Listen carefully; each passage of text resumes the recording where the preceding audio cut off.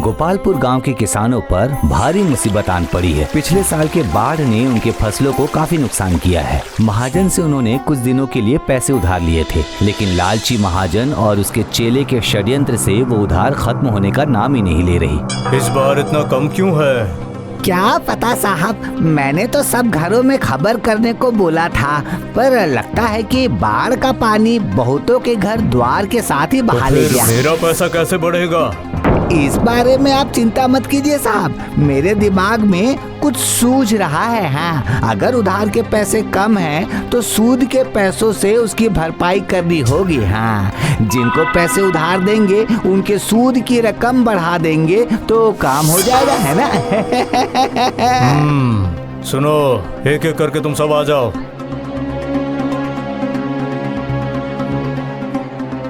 सुनो बच्चों, बाढ़ की वजह से सूद की रकम में परिवर्तन किया गया है, समझ गए? इस बार 20% देना होगा। पहले अपना नाम बताओ, उसके बाद बाप, चाचा, ताऊ, नाम और पता सब कुछ बताओ ठीक से।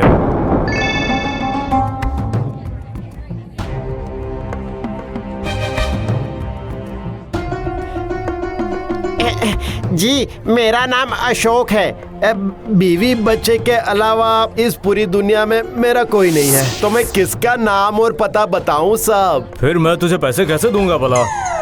तेरे उधारी के पैसे आखिर कौन चुकाएगा, बता? अब क्यों साहब, मेरी उधारी के पैसे तो मैं ही चुकाऊंगा ना। मैं तो हूँ ही ना। हाँ, वो तो दिख रहा है मुझे, लेकिन अगर तू पैसे लेकर बीवी बच्चों के साथ भाग गया तो? मैं एक गरीब किसान हूँ साहब, मेहनत करके कमाता हूँ। बीवी बच्चों के अलावा मेरे पास जो भी है वो सब जमीन ही है, और मैं पैसे लेकर भाग थोड़ी जाऊंगा। नहीं नहीं नहीं, ये सोचना भी पाप है। कहने से क्या होता है भला? मुझ पर दया कीजिए साहब, वरना मैं भूखे पेट परिवार सहित मर जाऊंगा। हुजूर, इस वक्त सूद की रकम थोड़ा और बढ़ा दीजिए। बात तो सही है, इस वक्त रकम दुगनी कर देंगे तो अच्छा ही होगा। अरे ठीक है, तो फिर अब मुझे 4 महीने में दुगना वापस करना पड़ेगा। एक दिन भी देर नहीं होनी चाहिए। क्या सिर्फ 4 महीने में दुगनी रकम वापस करनी होगी? पर अब मैं क्या करूं? अरे ठीक है साहब जी, ठीक है। सुन रे दुखीराम, इसका घर कहाँ है, जरा देख कर आना। ईश्वर आपका भला करे, भला करे।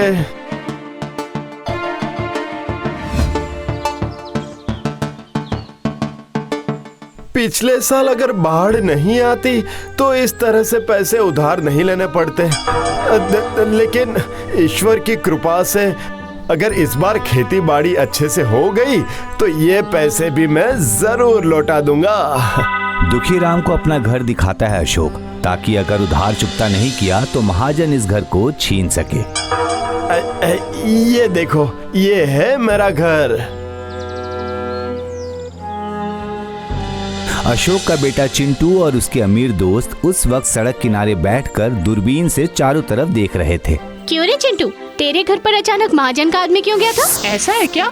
अच्छा, तो चिंटू के घर में क्या खाना पका है वो भी जरा देखना, बहुत भूख लगी है। मेरा दूरबीन देखकर जलन हो रही है, इसलिए मजाक कर रहा है ना? मेरी बला से, मेरे पास चक्का वाला जूता है, तेरे पास है?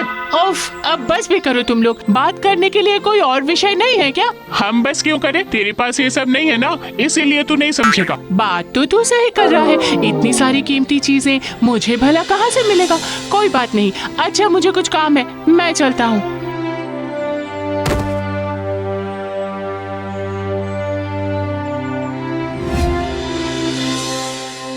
क्यों जी, थोड़ा और चावल दूं? नहीं नहीं, रहने दो। उधारी के बोझ से गले से निवाला नहीं उतर रहा मेरे। आप इतनी चिंता मत कीजिए, ऐसा तो पहले कभी नहीं हुआ। अब बाढ़ आ गई तो क्या कर सकते हैं हम? चिंटू उसे नई घड़ी खरीद कर देने के लिए जिद करने लगा। पिताजी, मुझे कुछ पैसे दीजिए ना, मुझे घड़ी खरीदनी है। कुछ दिन और इंतजार कर लो ना बेटा। नहीं, इतने सालों से तो इंतजार किया मैंने। अभी आपके पास पैसे हैं तो अभी दीजिए। अच्छा ठीक है, 200 रुपए दे दूंगा मैं। 200 रुपए में घड़ी आती है क्या? 1500 रुपए चाहिए। क्या? एक घड़ी की इतनी कीमत? किसने कहा तुझसे? मेरे दोस्तों ने। जैसा तू वैसे ही तेरे दोस्त। आप कैसे समझोगे? आपका कोई दोस्त वोस्त थोड़ी है तो बस खेत और घर। किसने कहा कि मेरे दोस्त नहीं है? उसी खेत में मेरे यार दोस्त हैं जो मेरे काम में मेरी मदद करते हैं। मैं जब भी कुछ मांगता हूँ आप मुझे कुछ ना कुछ कह के मना कर देते हैं। पैसे नहीं देंगे, साफ साफ बोल दीजिए। इतने बहाने बनाने की क्या जरूरत? मैं खाना नहीं खाऊंगा, मुझे भूख नहीं है। घड़ी न मिलने की वजह से नासमझ चिंटू नाराज होकर घर से निकल गया। रास्ते में अपने दोस्तों से मुलाकात हो गई। उस वक्त वो लोग भाला लेकर चल पड़े थे मछली पकड़ने की प्रतियोगिता में। तुम लोग भाला लेकर कहाँ जा रहे हो? अरे सामने के तालाब में मछली पकड़ने की प्रतियोगिता है, वहाँ भाग लिया है। इतना सारा सामान लेकर मछली पकड़ने के लिए एक अच्छा सा भाला ही काफी है। ये तेरा वो रस्सी से बना हुआ 2 रुपए का भाला नहीं है। एक कीमती भाले के लिए काफी कुछ लगता है। थोड़ा सोचकर चिंटू भी उनके पीछे चल पड़ा मछली पकड़ना देखने के लिए।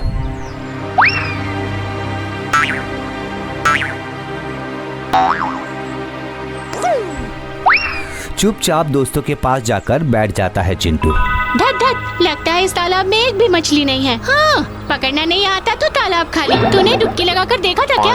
अरे ये मेरी बात नहीं है, हम सब की बात है। अब तक किसी को एक भी मछली नहीं मिली है। चिंटू के दिमाग में एक आइडिया आता है।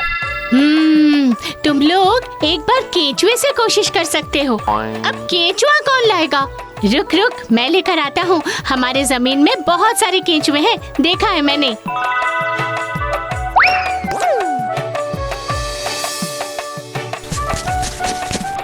अपना जमीन खोदकर नारियल का खोल भरकर केचुए ले आता है चिंटू।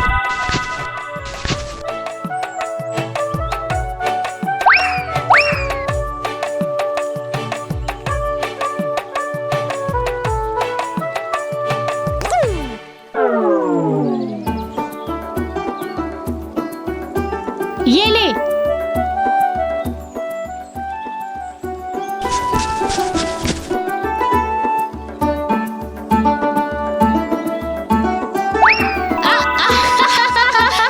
फंस गई हमें मछली मिल गई। 10 केचुए 100 में, 10 केचुए 100 में। बढ़िया केचुए हैं, मछली फंसेगी ही। अपने जमीन के केचुए बेचकर चिंटू ने काफी पैसे कमा लिए। उस पैसों से अपने पसंद की घड़ी खरीदकर बहुत खुश होकर घर लौटता है। माँ, ये देखिए कैसी लग रही है? वाह, बहुत सुंदर है। देखकर तो काफी कीमती लग रहा है, पर तुझे पैसे कहाँ से मिले? जब आपने पैसे दिए ही नहीं तब ये जानने की जरूरत नहीं। आप अपने जमीन के साथ ही रहिए। इधर अपना खेत निरीक्षण करते वक्त अशोक का दिमाग खराब हो गया। फसल तो अच्छे से उगी ही नहीं है और उधर महाजन के पैसे देने का वक्त भी आ चुका है। अब क्या होगा? क्या इतने दिनों में बस इतना सा ही? आधे के तो अंकुर ही नहीं निकले हैं। सही वक्त पर अगर फसल नहीं हुई तो महाजन के पैसे कैसे वापस करूंगा मैं?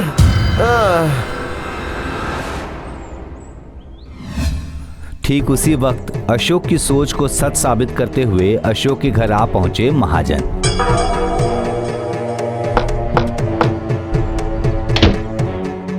क्या रे, तेरे घर पर कैलेंडर नहीं है क्या?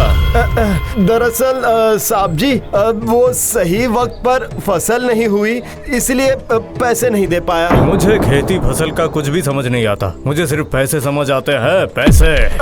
मुझे थोड़ा वक्त दे दीजिए साहब, मैं आपके सारे पैसे लौटा दूंगा। हम पर रहम कीजिए साहब जी। ठीक है, लेकिन अब 4 गुना देना पड़ेगा। दूर से सब कुछ सुन रहा था चिंटू। अगले दिन सुबह पिताजी के पास जाकर कहता है, पिताजी, हमारे जमीन में तो बहुत सारे केंचुए हैं। जो लोग मछली पकड़ते हैं, अगर उनको ये बेच देंगे तो हमें काफी पैसे मिल जाएंगे। नहीं बेटा नहीं, मैं अपने दोस्तों के साथ ऐसा कभी नहीं कर सकता। केंचुए और आपके दोस्त? उस दिन तो तुमने मेरी बातों का मतलब ही नहीं समझा। केचुए सिर्फ मेरे ही नहीं, हर एक किसानों के दोस्त हैं। वही तो मिट्टी के नीचे से मिट्टी को कुरेद कुरेद कर ऊपर लाके जमीन को उपजाऊ बनाते हैं, तभी तो अच्छी फसल उगती है। छी छी, मैं अपने दोस्तों की तरह बनने के चक्कर में अपने पिताजी के दोस्तों को छीन लिया। शायद इसीलिए इस बार अच्छी फसल नहीं हुई है। अब जाकर चिंटू को अपनी गलती समझ आ गई। वो समझ गया था कि जमीन से सारे केचुए उठा कर ले जाने पर कितना बड़ा नुकसान कर दिया उसने। घर से निकलकर चिंटू सीधे चला गया घड़ी की दुकान पर।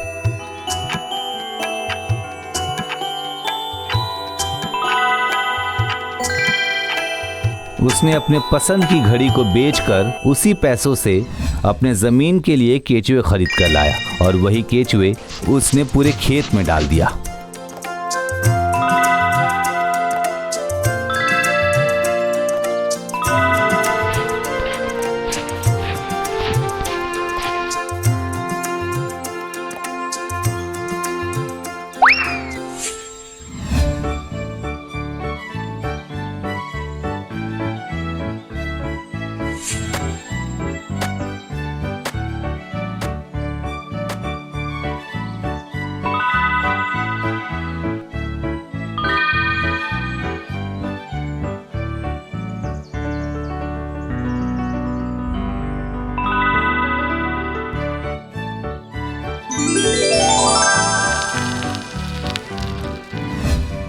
भाई चिंटू, कुछ केचुए चाहिए मुझे। फिर से प्रतियोगिता में हिस्सा लेना है। कुछ क्यों, मैं तो एक भी नहीं दे सकता। दोस्त होकर ऐसा मत करना भाई। जैसे तुम लोग मेरे दोस्त हो, ठीक वैसे ही मिट्टी में रहने वाले वो सारे केचुए मेरे पिताजी के दोस्त हैं। केचुए किसी के दोस्त कैसे हो सकते हैं? हाँ बेटा, होते हैं जो निस्वार्थ रूप से हम पर उपकार करते हैं, वही है हमारे दोस्त।